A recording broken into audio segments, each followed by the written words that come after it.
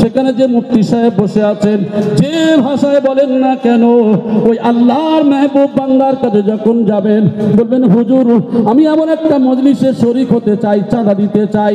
হুজুর সর্বপ্রথমে কথা বলবেন, ও বাবা তুমি কি নামাজ পড়ো? প্রথম আপনাকে নামাজি বানাবে।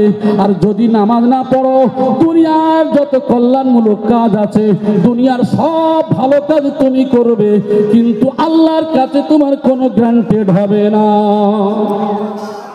কারণ আল্লাহর সঙ্গে বান্দার প্রথম সম্পর্ক হলো নামাজ। এই নামাজ যদি না থাকে, তাহলে আপনার জীবনে আপনি যত ভালো কাজ করেন না কেন হবে না।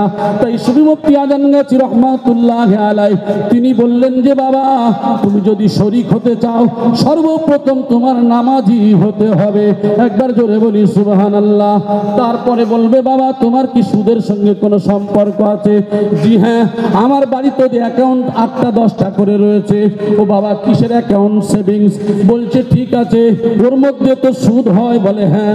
কি হয়? সুদ হয়। এখন বর্তমান জামানা